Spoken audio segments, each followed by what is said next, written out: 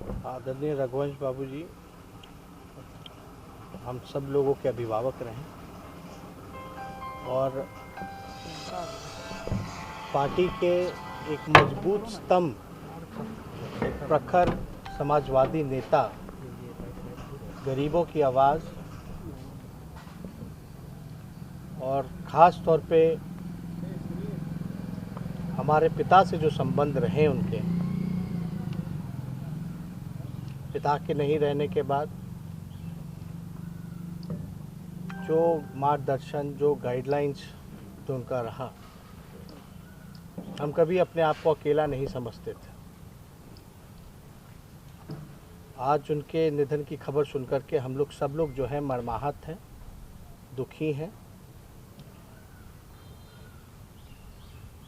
और कोई शब्द नहीं है जिस शब्द को हम लोग जो है व्याख्या कर सके। लेकिन लंबे समय से कोरोना पॉजिटिव होने के बाद फिर निमोनिया की भी शिकायत थी।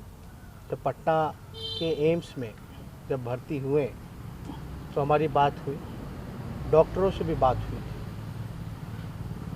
हम लोग सब लोग कामना करते थे कि जल्दी स्वस्थ होकर के, ठीक होकर के वापस आए। फिर आनंद फानन में जब दिल्ली गए,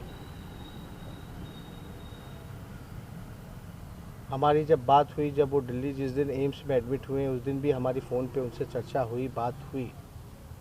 पूरी बॉडी चेकअप कराने के लिए वो दिल्ली गए थे, टेस्ट रिपोर्ट आना था। और कुछ चंद दिन पहले जो है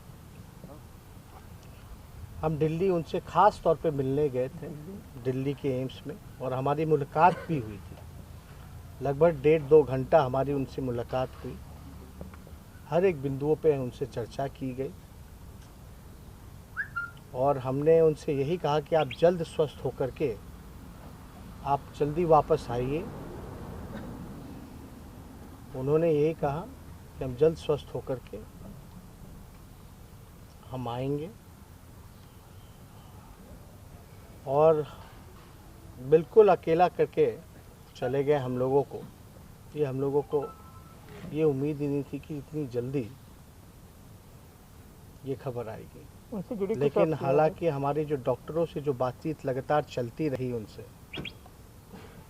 तो हमको जो डॉक्टरों ने वहाँ के बताया कि उनको लंग्स कैंसर की समस्या रही है, ये बात पता थी।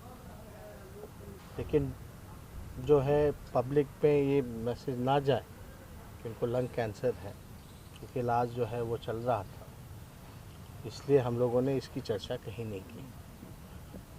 और हमारा कर्तव्य बनता था, फ़र्ज़ बनता था कि उनसे मिले, क्योंकि ऊर्जा का केंद्र रहे वो।